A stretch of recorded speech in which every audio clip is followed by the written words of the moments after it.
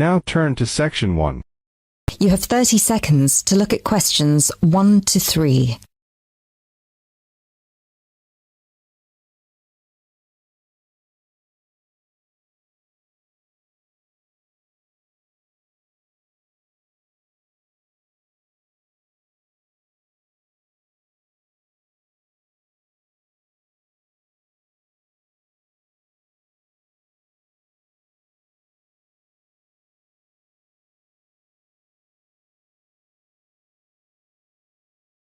Listen carefully and answer questions 1 to 3.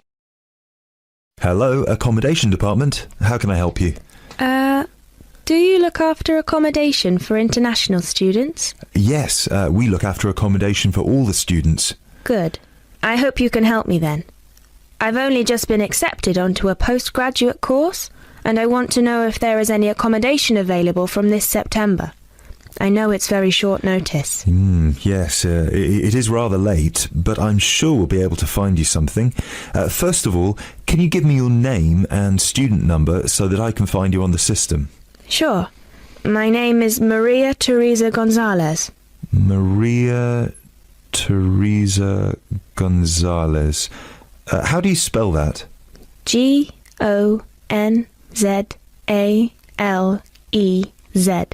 Thank you. Got it. And your student number, please? SHU 300715PG. SHU 300715PG. Ah, here you are. Department of Modern Languages. Yes, that's me. You now have some time to look at questions 4 to 10.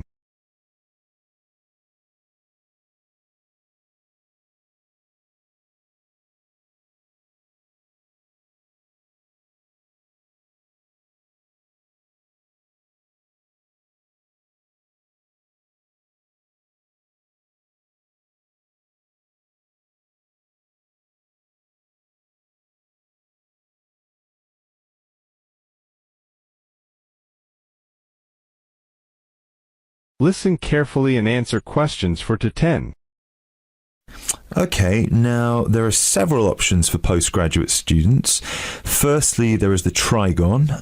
This is a new block near to the station and not far from the main campus. Accommodation is what we call cluster accommodation. What does that mean? There's a small group of rooms, usually 6, each with its own bathroom clustered around a lounge kitchen area which is shared. Oh, I see. That sounds good. They are very popular. The price for these is £99 per week, and we do have some availability left. However, for postgraduate students, there are other options. And what are they? There's another apartment block called The Cube, located near the west gate of the campus. Accommodation there is in 1 or 2 bedroom self-contained flats. So, the cube is self-contained? How does that work? Well, basically, they're just like ordinary apartments. Each apartment has 1 or 2 study bedrooms with ensuite bathroom, a lounge and a kitchen. And what is the price of those? For the 1 bedroom, it is £180 per week, and for the 2 bedroom, it is £110 per week for each person. And can I choose who I share with? If you have a friend and you would like to share with them, of course, we can reserve a 2-bedroom apartment for you both. Otherwise, you just have to share with whoever else is there. Obviously, it will be another woman. I will have to think about this. Do I have to make a decision now? No, but we don't have much accommodation left, so I can't guarantee that there will still be availability if you leave it too long. Yes, that's fair. I have a friend in the management department who might like to share. I will speak with her and get back to you this afternoon. Okay, fine. Do let us know as soon as you can. I will do. Thanks for all your help. My pleasure. Bye. Bye. That is the end of part 1. You now have half a minute to check your answers.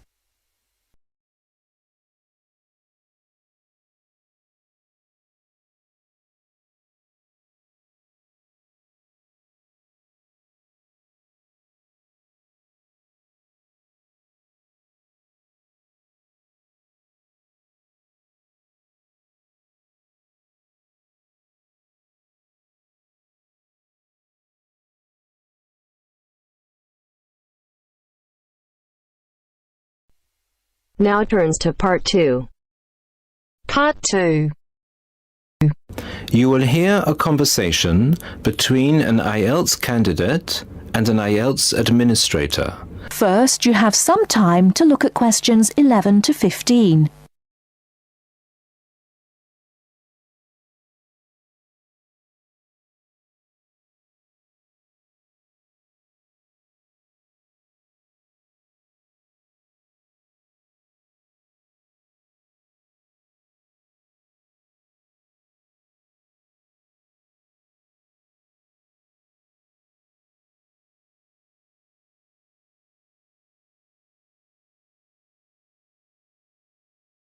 Now, listen carefully and answer questions 11 to 15.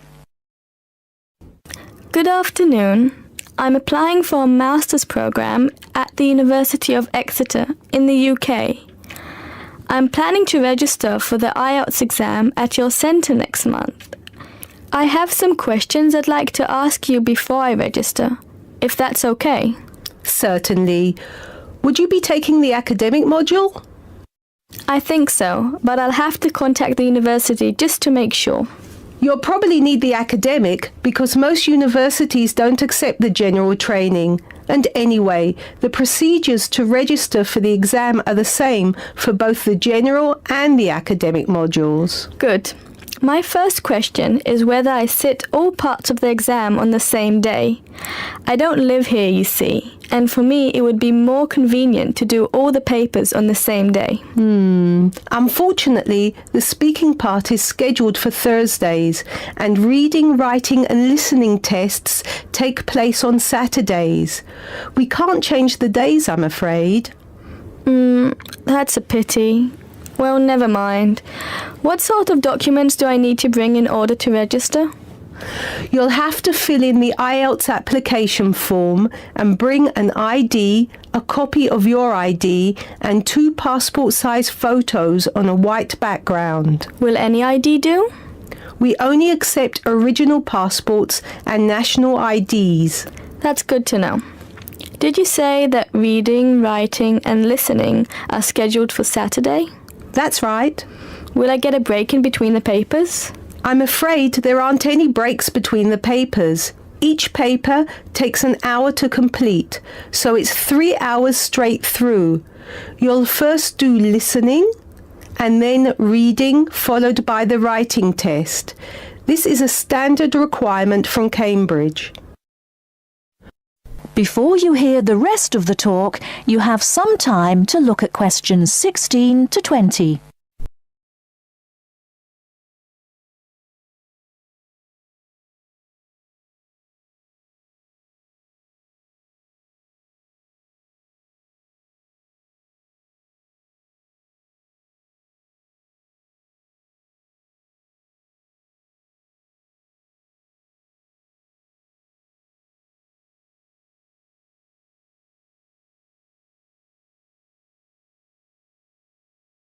Now listen and answer questions 16 to 20.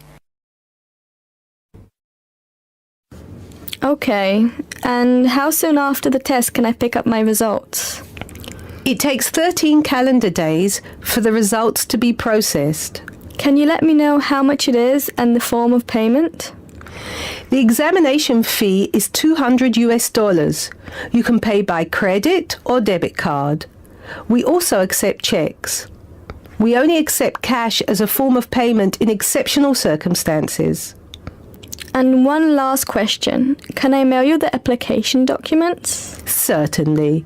You can send all the documents by registered mail to our address, 47 Clover Place, New Rochelle, New York.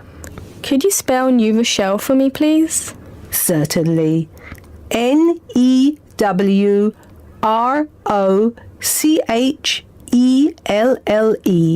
Could I have the zip code as well? Sure. Our zip code is 10806.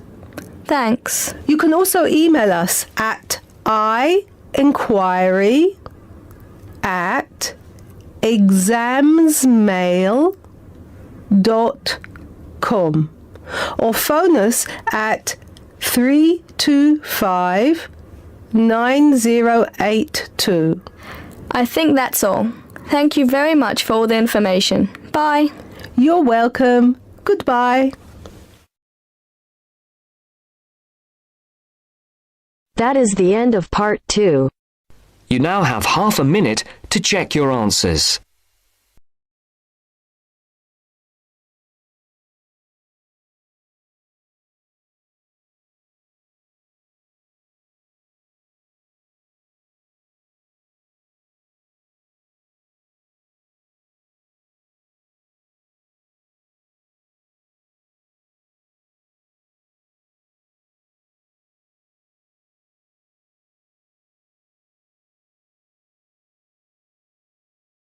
Now turns to part 3. Part 3. You will hear a student, Alex, asking his tutor for advice about essay writing.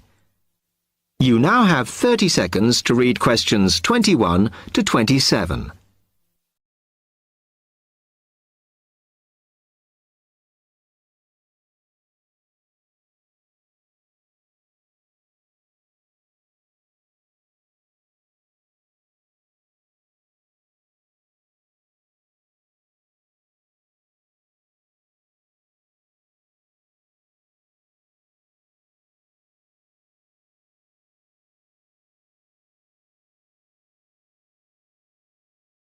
Now listen carefully and answer questions 21 to 27. Hi, Alex. Come in. I gather you wanted some help with writing essays. Yes, I'm finding this first term difficult, and I'm worried about the assignments we have to do for January. Well, let me see if I can help. You shouldn't panic about it, because essay writing is a very straightforward process, really. What it involves is organising the information that you want to include. You shouldn't have more than you can easily manage within the word count. Make sure you haven't got too much or anything irrelevant. You need to look at that and work out what you need and what you don't need before you start. And then you just have to think about how you're going to put forward your argument. Oh, that sounds very straightforward when you put it like that. But I'm worried I haven't got the necessary skills for writing an effective essay because English is my second language. Well, perhaps you misunderstand the skills you need. You need to be able to analyse your data, and then I would say the skills of interpretation and expressing yourself are important. Perhaps it's this last one that bothers you, but the more essays you write, the more you will develop these skills. Yes, and I don't quite know how to improve at that. Though, as you say, I know practice will help. And I need to make sure I've got everything ready before I start. Yes. What is vital to good essay writing is preparation. So make sure you build in enough time to do the research you need. Are there any other sources I can use to help me with essays? Yes. You should go to the library and look through the reference section, because there are books that focus on the style we use in academic writing, and those will help you a lot. The other thing that you should think about is what happens when you've actually written your essay. Too many students just complete their work and hand it in, whereas what you should be doing is making sure that you edit it as thoroughly as possible. Oh, yes, that's a good idea. Then I'd pick up any mistakes and also see if it reads logically. Exactly. The other thing is, again, what a lot of students do is get their essays back, look at the marks, then just file it away. They don't realise that if they checked it through and looked at what the tutor had written, then they can learn from their old essays. Yeah, I can see that's a good idea. So, is that okay? You can always come back to me. Now look at the questions 28 to 30.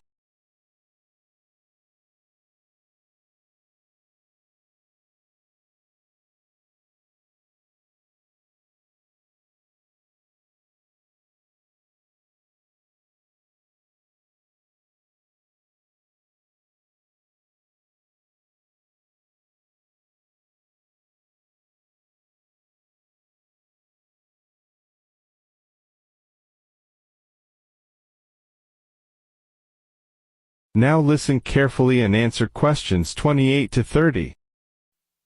Actually, there were a couple of other things I wanted to ask you about essay writing. I had a few thoughts of my own about what I should do, such as really taking good notes when I'm reading, because that helps, doesn't it? I think it improves your knowledge rather than your actual writing. But one tip I can give you is to try and not read too much. Otherwise, you end up including irrelevant material in your essay. Remember to stay on task. Yes. Sometimes I have problems interpreting the questions correctly, or the whole question seems overwhelming to me. What I try to do is highlight the key parts and divide it into smaller chunks so I can manage it. Well, you might find it useful to break it down even further by making sure you understand all the words perfectly before you start. Things like assess or comment and such like. Yes, I see. Sometimes, after an objective analysis, the question actually asks you for a subjective opinion. But you must remember to support your arguments if that's the case. One final comment I can make is about using your own words. You must try to do this as far as possible. You're expected to summarize what you've read, not just string together a list of quotations. In fact, you shouldn't have too many. Just use them where it's really important. Okay, thanks. Do you read other students' essays when you've finished? No. Why? Is that a good idea? Well, you can confuse each other, so I'd advise against it. But it's up to you. Okay. Thanks very much for your time.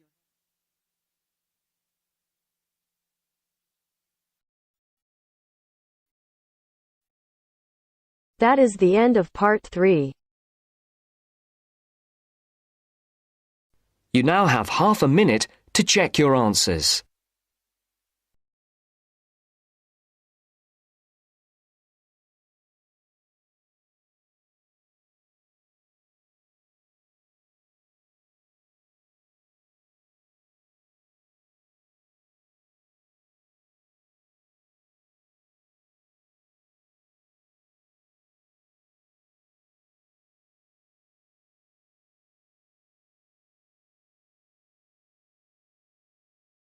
Now turns to part 4. Part 4. I've asked you here just to remind you about this Friday's field trip. First, you have some time to look at questions 31 to 40.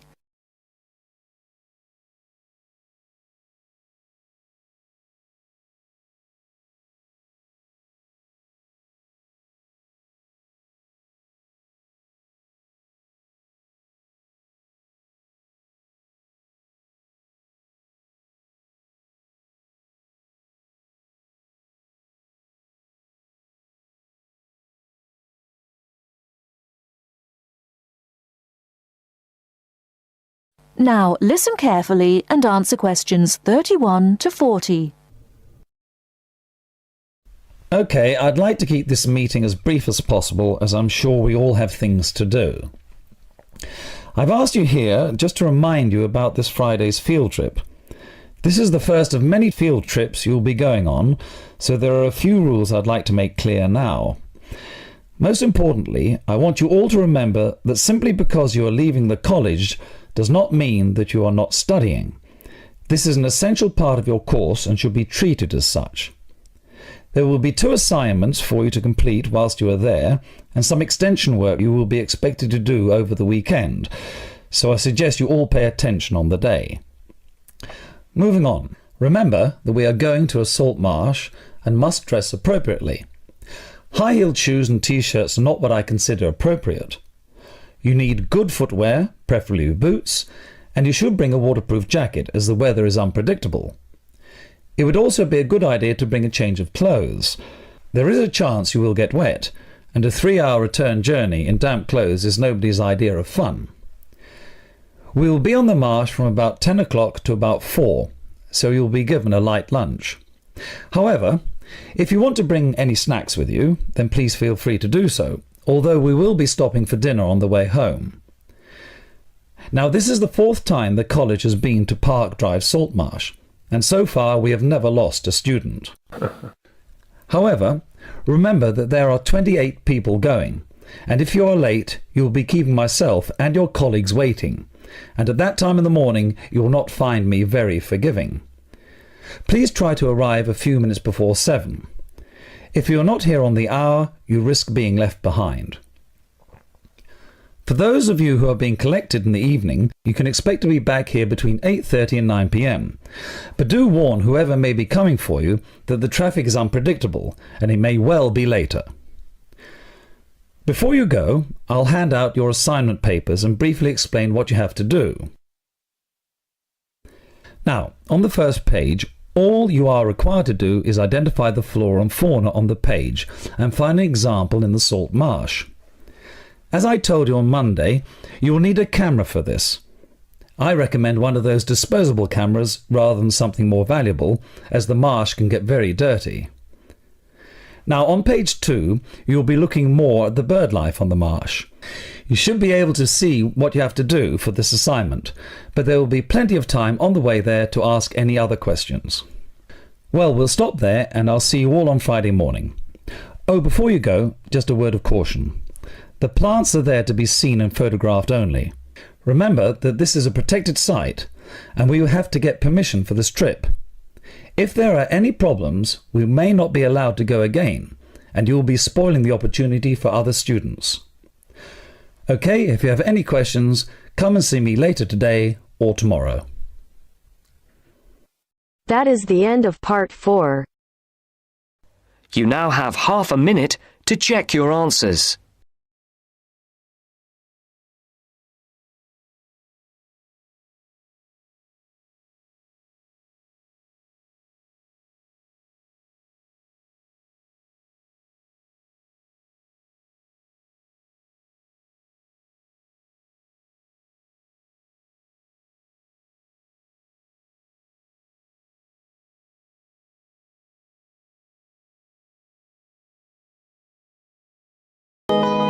Give